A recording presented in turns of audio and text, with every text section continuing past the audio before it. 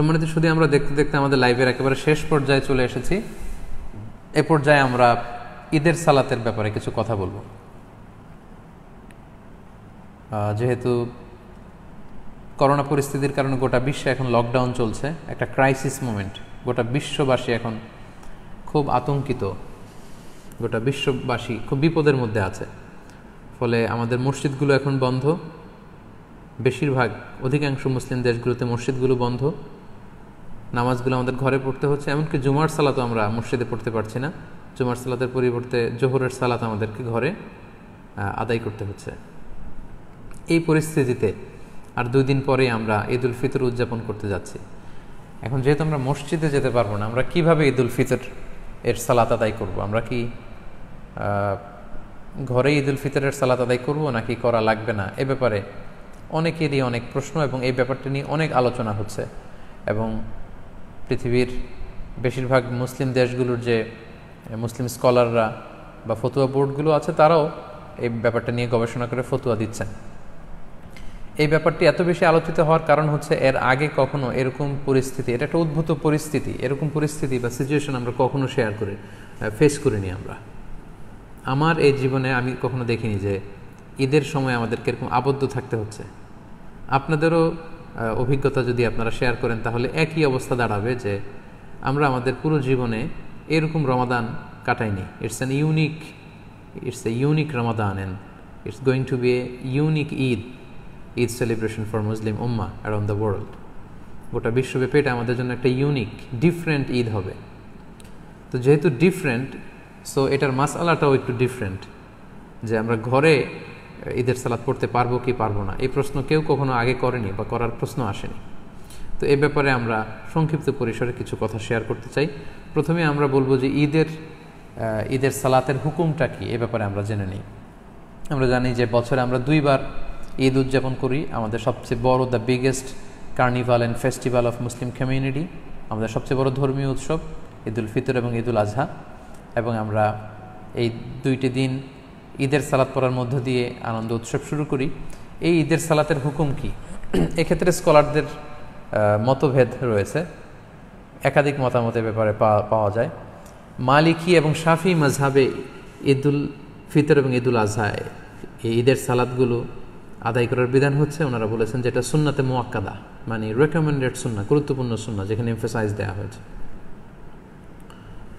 হাম্বালি মাযহাব মতে এটা ফরজে কেফায়া, অর্থাৎ এলাকার কিছু অংশ লোক যদি আদায় করে বাকিদের উপর থেকে এটার জিম্মাদারি কেটে যাবে।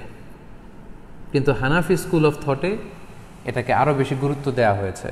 হানাফি মাযহাব মতে ঈদের সালাত আদায় করা হচ্ছে ওয়াজিব, এবং শাইখুল ইসলাম ইবনু তাইমিয়া এবং ইমাম শাওকানি সহ আরও অনেকেই এই মতামতকে গ্রহণ করেছেন, অর্থাৎ ওয়াজিব, খুবই গুরুত্বপূর্ণ।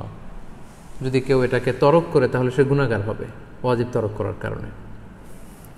এবং আমরা কোরআন সুন্নাতেও যদি একটু দৃষ্টি দেই তাহলে দেখব যে অনেক গুরুত্বের সাথে এই সালাতের ব্যাপারে বলা হয়েছে।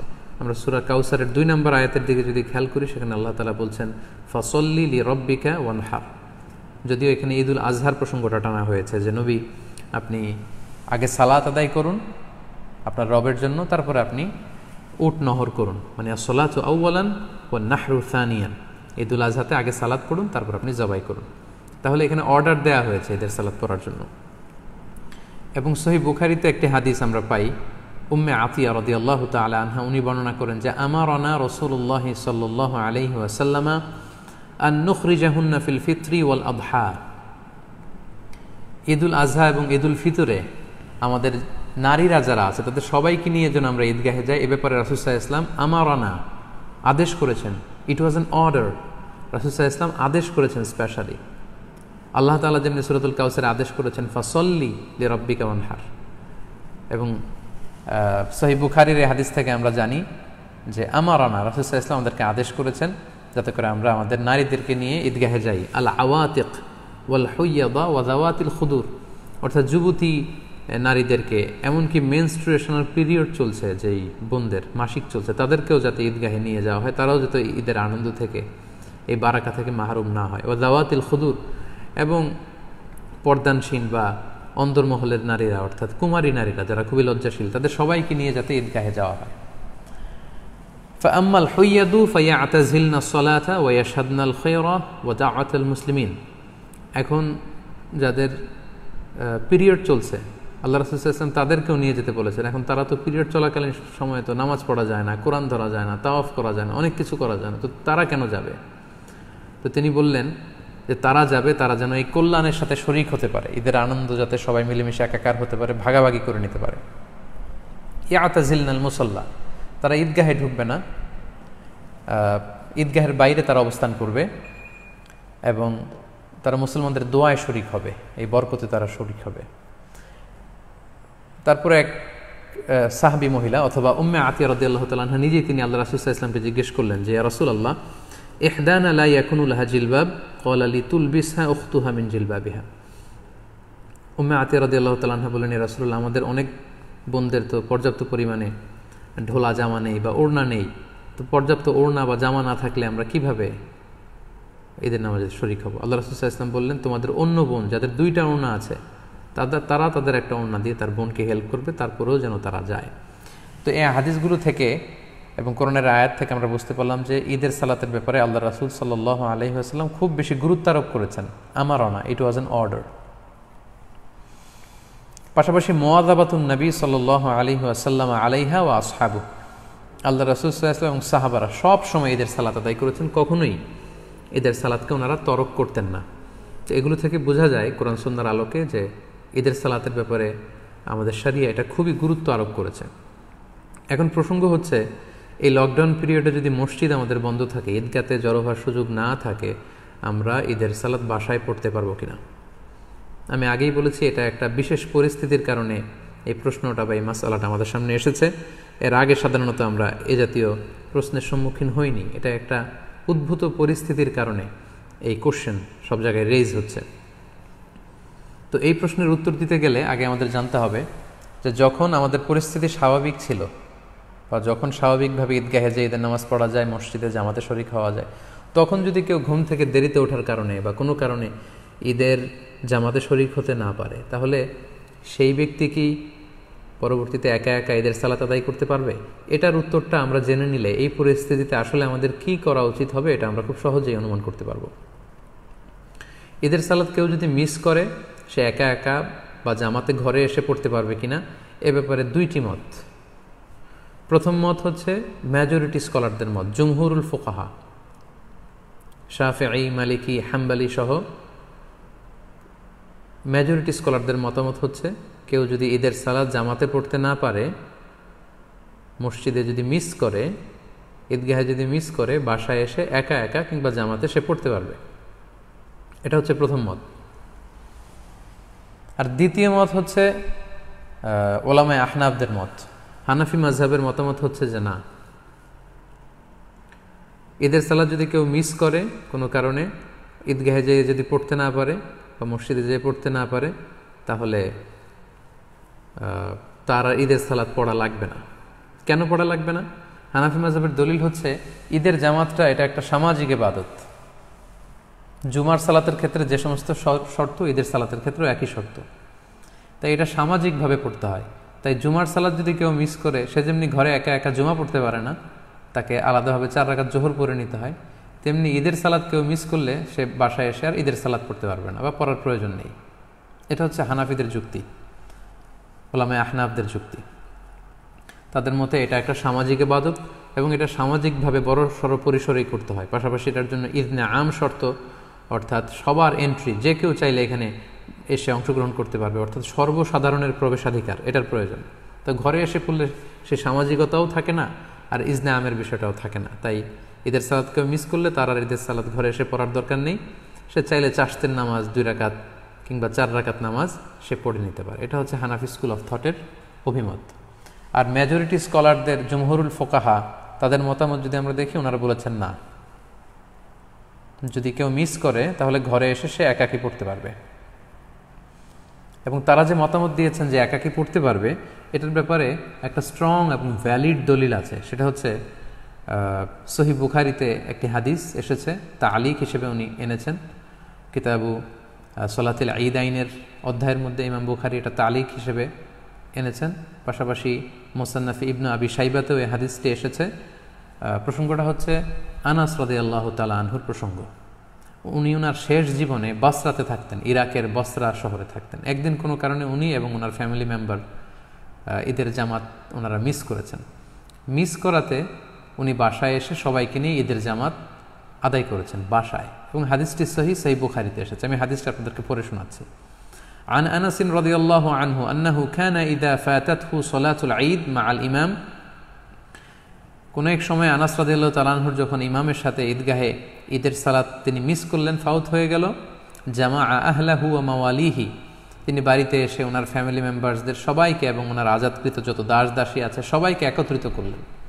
সুম্মা কামা আব্দুল্লাহ ইবনু আবি উতবাতা মাওলাহু ফায়ুসাল্লি বিহিম রাকাতাইন, তারপর ওনার আজাদকৃত দাস আব্দুল্লাহ ইবনে আবি উতবা ওনাকে বললেন যে তুমি আমাদেরকে নিয়ে ঈদের সালাতের ইমামতি করো। আব্দুল্লাহ ইবনে উতবা আনাস রাদিয়াল্লাহু তাআলা আনহুর অনুমতিক্রমে সবাইকে নিয়ে 2 রাকাত ঈদের সালাত ঘরে আদায় করলেন বাসায়। ইউকাব্বিরু ফীহিমা, এবং প্রতিটি রাকাতেই তিনি অতিরিক্ত তাকবীরগুলো দিয়েছেন। এই হাদিসটা সহিহ।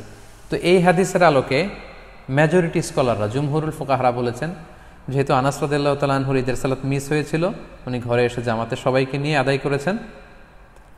এই সহিহ হাদিসের আলোকে বোঝা যায় কখনো যদি কারো ঈদের সালাত মিস হয়ে যায় ঈদগাতে বা মসজিদে, তাহলে সে ব্যক্তিও ঘরে এসে একাকী কিংবা জামাতের সাথে ঈদের সালাত আদায় করতে পারবে। এটার ভ্যালিডিটি আছে, কেননা আল্লাহ রাসূল সাল্লাল্লাহু আলাইহি ওয়াসাল্লামের খুব কাছের একজন সাহাবা এমনটি আমল করেছেন। আনাস রাদিয়াল্লাহু তাআলা আনহু, যাকে বলা হয় খাদিমুর রাসূলিল্লাহ, আল্লাহ রাসূল সাল্লাল্লাহু আলাইহি ওয়াসাল্লামের খাদেম, 10 বছর তিনি আল্লাহ রাসূল সাল্লাল্লাহু আলাইহি ওয়াসাল্লামের খেদমত করেছেন। আল্লাহ রাসূল সাল্লাল্লাহু আলাইহি ওয়াসাল্লামের চিন্তা, চেতনা, অ্যাটিটিউড সম্পর্কে তিনি খুব ভালো জানতেন, এবং সেগুলোর আলোকেই তিনি সিদ্ধান্ত নিয়েছেন যে মসজিদে মিস হলে এটা ঘরে পড়া যায়। এই দলিলের আলোকে মেজরিটি স্কলাররা বলেছেন পড়া যাবে। তো এখন এই লকডাউন পিরিয়ডে যেহেতু আমাদের মসজিদ বন্ধ, আমাদের অবস্থাটা অনেকটা এমনই যে আমরা ঈদগাহে যে জামাত পড়তে পারছি না। অনেকটা আনাস রাদিয়াল্লাহু তাআলা আনহুর এই ঘটনার সাথে কেয়াস করেই এখন আমাদেরকে সলিউশন খুঁজে নিতে হবে। তাহলে সলিউশনের ক্ষেত্রে 2টা দিক আমাদের দাঁড়ালো। হানাফি স্কুল অফ থট অনুযায়ী এটা একটা সামাজিক ইবাদত, এটাকে সামাজিকভাবে বড় সড়ো পরিসরে ঈদগাহে আদায় করতে হয়, এবং এটাতে ইজনে আম থাকতে হয়, সর্বসাধারণের প্রবেশাধিকার লাগে। এগুলো যদি না পাওয়া যায় তাহলে ঈদের সালাতের যে গুরুত্ব সেটা থাকে না, ফলে তার বাড়িতে এসে আর পড়ার দরকার নেই, 2 রাকাত 4 রাকাত নামাজ পড়ে নিলে হবে, নফল নামাজ। আর অন্যদিকে জুমহুরুল ফুকাহা, মেজরিটি স্কলারদের মতামত হচ্ছে যে না, কেউ মিস করলে বাসায় এসেও পড়তে পারবে, কেননা আনাস রাদিয়াল্লাহু তাআলা আনহু শুধু একাই পড়েননি, মুনফারিদান না, তিনি জামাতের সাথে সবাইকে নিয়ে পড়েছেন। এখন আমরা কি করব? আমরা কি ঈদের সালাত তরক করব, নাকি 2 রাকাত আমরা সালাত আদায় করব? সম্মানিত শুধু এই দীর্ঘ সময়ের বিশ্লেষণ শেষে আপনাদের কাছে আমি আমার ব্যক্তিগত অভিমতটুকু পেশ করতে চাই যে বর্তমানে যেহেতু এটা একটা কন্টেম্পোরারি মাসআলা, এবং আরব বিশ্বসহ পৃথিবীর বেশিরভাগ মুসলিম দেশের যে ফতুয়া বোর্ড, ওনাদের মতামত হচ্ছে যে আপনারা যেহেতু বাইরে যে ঈদের সালাত পড়ার সুযোগ নেই, আপনারা ঘরে ঈদের সালাত আদায় করুন। যেহেতু আনাস রাদিয়াল্লাহু তাআলা আনহু এমনটি করেছেন, এবং সেটার আলোকেই আমরা এই সিদ্ধান্তে উপনীত হতে পারি যে আমরা চাইলে আমাদের ঘরে ঈদের সালাত একা একাও আদায় করতে পারবো, জামাতের সাথেও আদায় করতে পারবো। আমরা জানি যে ঈদের সালাত ঈদের দিনের আনন্দকে অনেক গুণ বাড়িয়ে দেয়। আমরা যদি ঈদের সালাত আদায় না করে এমনি নফল নামাজ বা চাশতের নামাজ 2-4 রাকাত পড়ি, ঈদের আনন্দ কিন্তু আমরা পাবো না। আমরা জানি যে ঈদের সালাতে অতিরিক্ত তাকবীর দিতে হয়, যেটা অন্য কোনো নামাজে নেই, ফলে এটা ঈদের জন্য একটা বড় আনন্দের কারণ, এবং এটা অনেক বড় একটা শেয়ার। যেহেতু সহিহ হাদিস এখানে পাওয়া যাচ্ছে এবং মেজরিটি স্কলারদের মতামত পাওয়া যাচ্ছে, সেটার আলোকে আমরা চাইলে কিন্তু ঈদের সালাত আদায় করতে পারি। কারণ হানাফি মাযহাবে কিন্তু এমন বলা হয়নি যে আপনি যদি ঈদের সালাত আদায় করেন ঘরে এসে আপনার গুনাহ হবে, বরং হানাফি মাযহাবে এটাও সাজেস্ট করা হয়েছে যে ঈদের সালাত পড়া লাগবে না, বরং 2 রাকাত চাশতের নামাজ অথবা 4 রাকাত নফল নামাজ পড়ুন। তো সেক্ষেত্রে আপনি ঈদের সালাতে আদায় করেন, যেহেতু সহিহ হাদিসে সাহাবীর আমল দ্বারা এটা প্রমাণিত, মেজরিটি স্কলাররা বলেছেন। তো হানাফি মাযহাব অনুযায়ী আপনার ঈদের সালাত যদি আদায় নাও হয়, এটা তো একটা নফল নামাজ হিসেবে আল্লাহর কাছে কবুল হবে ইনশাআল্লাহ।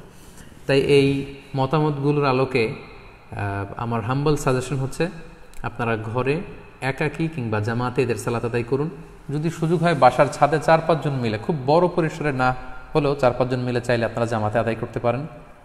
আপনারা গোটা বিশ্বে বাংলা ভাষাভাষী যে সমস্ত ভাই বোনেরা আপনারা যেখানে আছেন, ওই দেশের নিয়মকানুন মেনে আপনাদের পরিসরে বাসার ছাদের উপরে হোক অথবা ঘরের ভেতরে হোক আপনারা প্রতিদিন এই লকডাউনের পিরিয়ডে আমরা ফ্যামিলির সবাই মিলে যেমনি জামাতে সালাত আদায় করেছি, যেমনি আমরা বারবার ছবি শেয়ার করেছি যে বাবা যদি ইমাম হয় তাহলে ঘরে সালাতের বিধান কি, ছেলেরা পেছনে দাঁড়াবে, মেয়েরা মারা বোনরা পেছনে দাঁড়াবে, ঠিক একই পদ্ধতিতে আপনারা ঈদের সালাত আদায় করুন।